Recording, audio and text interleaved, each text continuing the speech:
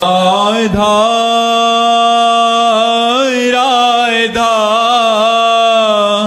राधा राधा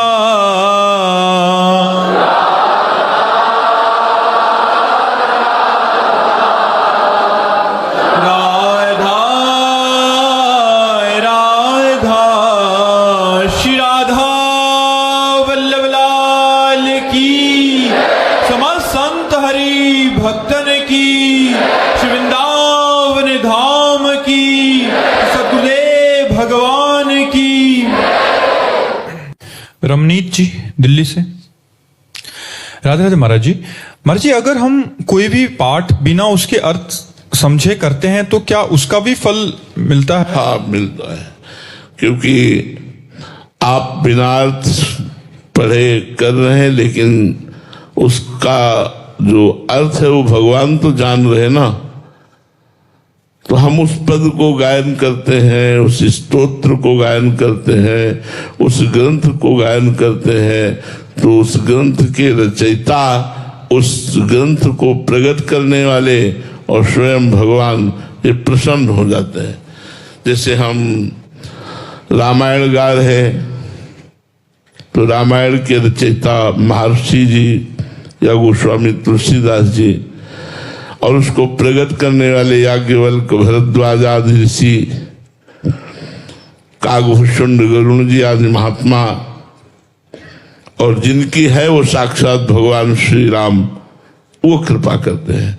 तो हमारी समझ में आ रही या नहीं आ रही, लेकिन यदि हम रामायण का पाठ कर रहे, भागवत का पाठ कर रहे, गीता जी का पाठ कर रहे, तो उससे हमारा निश्चित कल्याण होने लगेगा, मंगल होने लगेगा, समझ में भी आने लगेगा, सब ठीक हो जाएगा।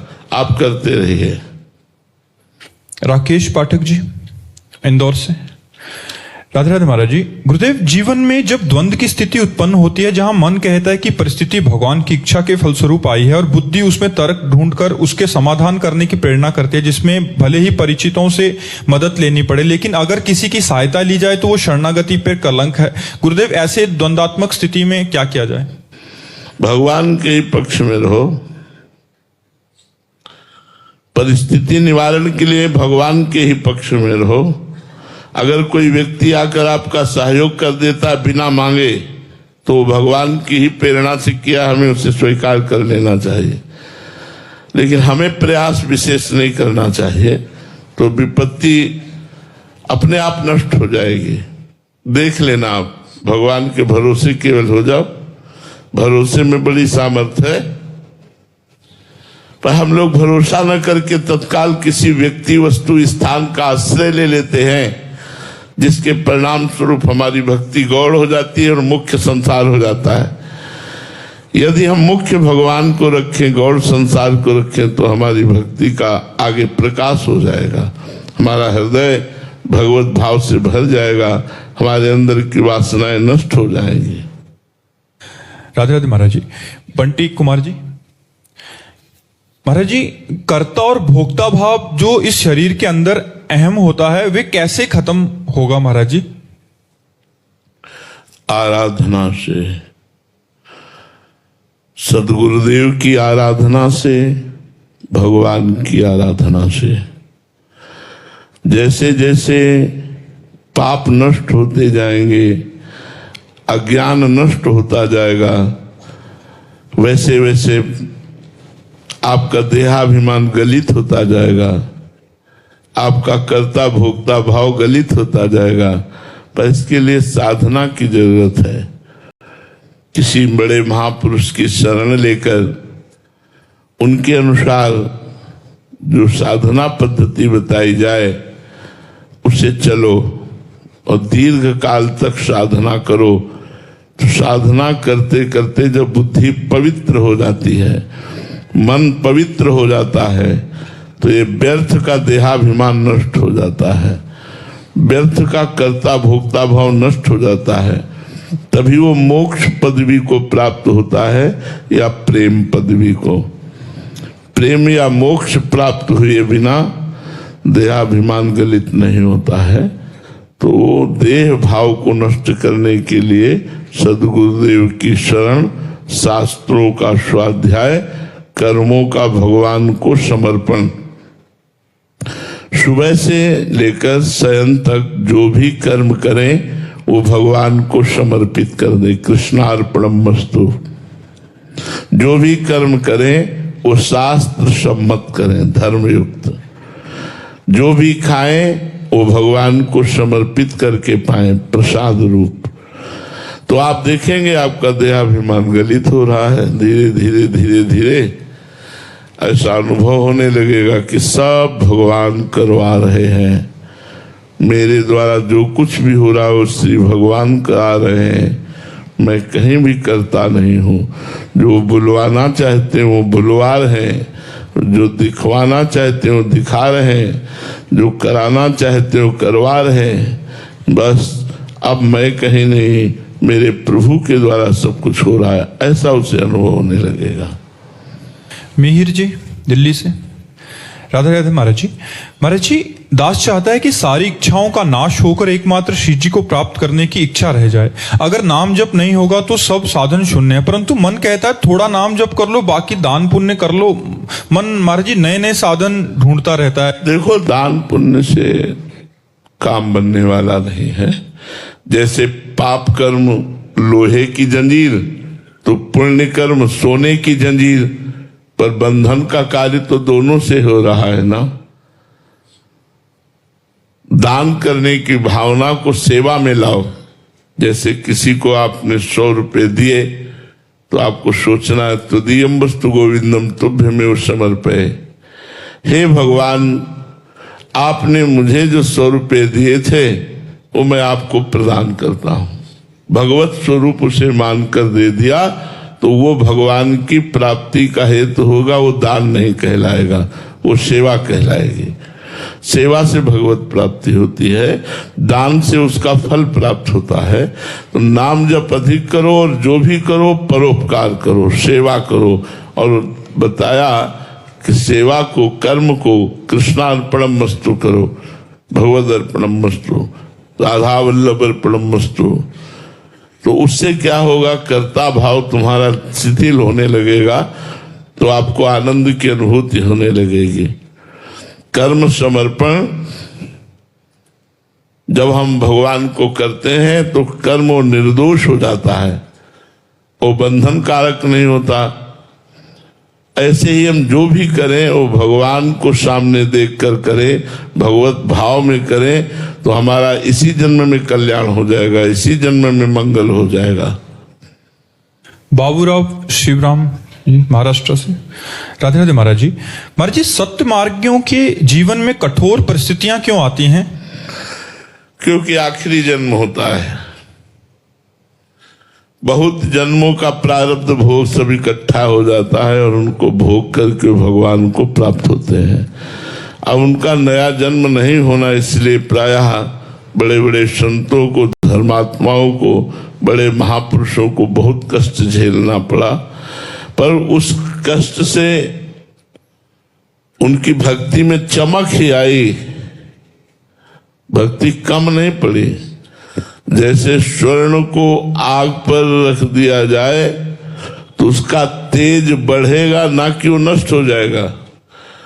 ऐसे ही जब भक्त को विपरीतता, प्रतिकूलता, अपमान, दुख आदि दिया जाता है प्रारब्ध के अनुसार, तो अंदर से सुदृढ़ होकर भगवान की भक्ति, विशाल भक्ति में दृढ़ होता है, चमकता है, नष्ट नहीं हो जाता।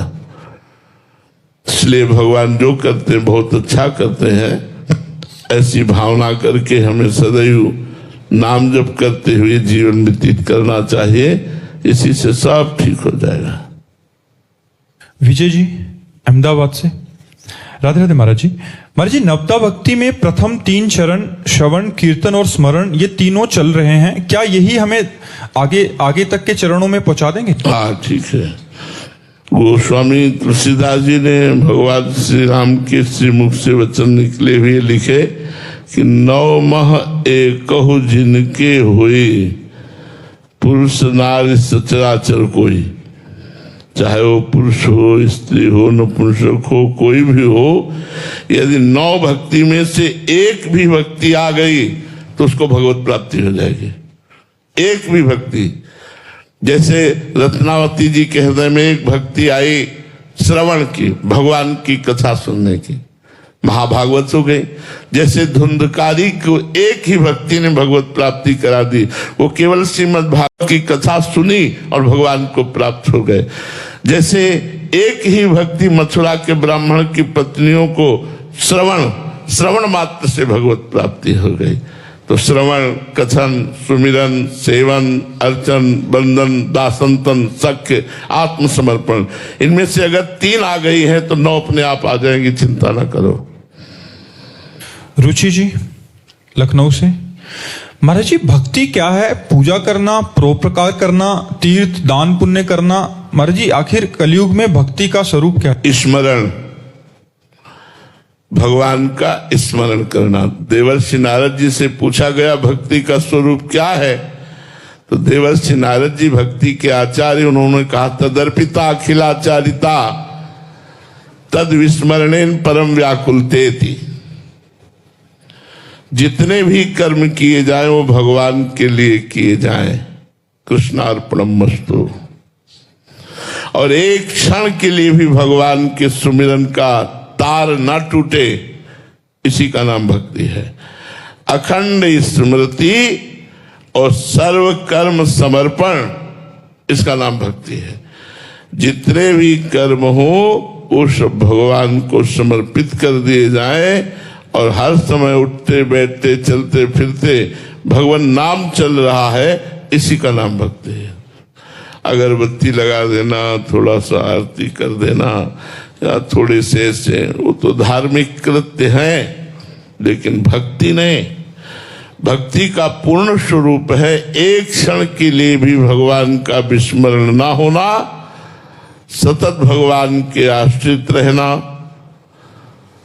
आश्रित रहकर भगवान का चिंतन, मनन, कथन, श्रवण, ये सब, इसी का नाम भक्ति है। नितेश राजपूत जी आगरा से, राधे राधे महाराज जी। महाराज जी मृत्यु को महोत्सव कैसे बनाया जाए? जब भगवान की प्राप्ति हो जाती है तब, जब भगवान की प्राप्ति हो जाती है तब ये बात होती है। मृत्यु महोत्सव होती नहीं तो मृत्यु भयावह है, सबको भय लगता है मृत्यु से, कौन ऐसा जो डरता ना हो। लेकिन वही नहीं डरता जिसे भगवान से मिलन हो गया है, भगवान की रूप माधुरी में आसक्त हो गया है, भगवान से प्रेम हो गया है। तो कब मरी हो, कब भेटी हो पूर्ण परमानंद, कब शरीर मेरा छूटे और परमानंद स्वरूप में भगवान को प्राप्त हूं, ऐसा उस भगत के हृदय में आनंद रहता है। इसलिए उसे मृत्यु भी महोत्सव दिखाई देती है, मृत्यु भी आनंददायक दिखाई देती है। जिसको भगवान से रति हो गई, भगवान के सुमिरन में मगन है, भगवान में आसक्ति हो गई। कुणाल चौधरी जी, राधे राधे महाराज जी। महाराज जी आप कह रहे हैं कि आप दिल्ली यूनिवर्सिटी स्टूडेंट यूनियन के सचिव हैं। महाराज जी आपके वचन आज लाखों लोग सुन रहे हैं और आपके वचन सुनकर हमने भी यूनिवर्सिटी में नशा मुक्ति करने का प्रयास कर रहे हैं, जिससे यूथ भजन मार्ग की ओर प्रेरित हो। महाराज जी आपको बहुत सारे लोग सुनते हैं, हम जैसे युवाओं के लिए आपका कोई मार्गदर्शन? हाँ, हमारी तो मार्गदर्शन खास करके युवाओं के लिए ही है, क्योंकि जो वृद्ध हो गए हैं वो अपनी इंद्रियों की विवशतावश वो सुधरना भी चाहे तो बहुत कठिन है, और वो अंतिम पड़ाव की तरफ जा रहे हैं। तो हमारे भारत के भविष्य हैं युवा जन। अगर युवा भाई नशा करेंगे और व्यभिचार पराई स्त्री से करेंगे तो उनको चोरी और हिंसा, जुआ और छल कपट ये घसीट लेगा, और जिसके जीवन में ये है वो कूड़ा जीवन है, वो किसी काम का जीवन नहीं है। इसलिए हम टीचरों से, माता पिता से और आप जैसे समाज सेवियों से यही प्रार्थना करेंगे कि हमारे नवीन बच्चों को जवान भाइयों को नशा से बचाओ, व्यभिचार से बचाओ, गंदी आदतों से बचाओ, तो ये चोरी, हिंसा, व्यभिचार ये धीरे धीरे कम होते होते बंद हो जाए तो बात बन जाए। नए नए बच्चे हुक्का पीते हैं, ड्रग्स पीते हैं, शराब पीते हैं, व्यभिचार करते हैं, ये सब बहुत गंदी बातें हैं, जिससे अध्यात्म के बिना अशांति, पापाचार बढ़ता चला जाएगा। इसमें कोई सुख नहीं है, केवल इंद्रियों को शिथिल कर देता है कोई भी नशा हो। इसलिए नशे से बचाओ और इनको खान पान की पद्धति शुद्ध बताओ, इनको थोड़ा व्यायाम करना सिखाओ, इनको पवित्र अध्यात्म की शिक्षा दो, जिससे हमारे भारत के भविष्य को उज्जवल बनावे। इन्हीं में कोई एमएलए होगा, कोई सांसद बनेगा, कोई मंत्री बनेगा। और जब ये व्यभिचारी और व्यसनी और घूसखोर होंगे तो हमारी समाज को शोषण करेंगे, पोषण थोड़ी करेंगे। गलत आचरण करने वाला यदि नेता बन जाए तो समाज का शोषण करता है, अगर धर्मात्मा पुरुष नेता बन जाए तो समाज का पोषण करता है। इसलिए हमारे भारत के भविष्य नौजवानों को, नवीन बच्चों को नशा से, व्यभिचार से, गंदी बातों से, चोरी हिंसा से बचाया जाए। देखो, जब बच्चे नशेबाज हो गए तो स्कूली बच्चे ही मोटरसाइकिल से जा रहे, माता बहनों की चैन खींच लिया, वो गिर पड़ी, मुंह भरा गिर पड़ी, उनको कोई फर्क नहीं, कोई दया नहीं है कि उसको कष्ट हो रहा है, क्या हो रहा है, चैन खींची, 40-50 हजार रुपए की बेची। ये हालत नौजवानों में बढ़ती चली जा रही। अपनी माँ से लड़ करके मांगते हैं रुपया दीजिए, अगर रुपया न दे तो माँ पर प्रहार कर देते हैं, यहाँ तक कि हत्या कर देते हैं। ये नवीन बच्चे अपने माता पिता को जहाँ भगवान मानना चाहिए वहाँ कठोर वचनों से बात करते हैं, ज्यादा बात करे तो प्रहार कर देते हैं, निष्कासित कर देते हैं। इसलिए जरूरी है हमारी नवीन समाज को सुधारना, और वो बिना अध्यात्म के समाज का सुधार हो नहीं सकता। नवीन पढ़ाई, आधुनिकता के साथ साथ अध्यात्म अत्यंत आवश्यक है। विजय लता जी बीकानेर से। राधे राधे महाराज जी। महाराज जी, 4 से 5 दिन मौन रहने के बाद मुंह से मौन तो रहते हैं, पर भीतर से कुछ ना कुछ बहुत तेज चलने लग जाता है। इंद्रियों को अंतर्मुख कैसे करें महाराज जी? नाम जप से, जिह्वा से नाम जप करो, उपांशु ऐसे।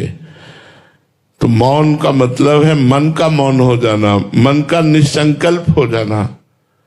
वाणी का मौन तभी सार्थक है जब नाम जप चल रहा है। अगर नाम जप नहीं चल रहा, प्रपंच का चिंतन चल रहा है, तो नाम कीर्तन करो, वाणी के मौन रहने से कोई लाभ नहीं मिलेगा। अगर आपका अंदर का चिंतन प्रपंच का चल रहा है तो खोलो वाणी और राधा राधा राधा उठाओ मंजीरा और नाम कीर्तन करो। देखो 10 मिनट में मन एकदम शांत होने लगेगा। हाँ, अगर मन हमारा एक तार भगवान में लगा है, हम वाणी से मौन है, तो धन्य है आपका मौन। अगर प्रपंच का चिंतन हो रहा है, संसार का चिंतन हो रहा है, तो फिर वो वाणी का मौन, केवल वाणी का मौन। नहीं तो जितने, अगर वाणी के मौन से भगवत प्राप्ति होती तो जितने वाक्येंद्रिय रहित हैं, मूक हैं, जो बोल नहीं सकते, तो सबको भगवत प्राप्ति हो जाती नहीं। जन्म से बहुत से लोग मूक हैं, उनको भगवत प्राप्ति हो जाती। भगवत प्राप्ति केवल मूक बनने से नहीं होता, अंदर से भजन कर। मौन इसलिए रह जाता है कि भाई हम वाणी से प्रपंच नहीं बोलेंगे, निरंतर नाम जप करेंगे, इसलिए मौन सार्थक है। अच्छा विचार पूर्वक मौन रहो, जो बोलना 1 मिनट में बोल दिया हटो और बस निरंतर नाम जप कर रहे हैं तो मौन सार्थक है।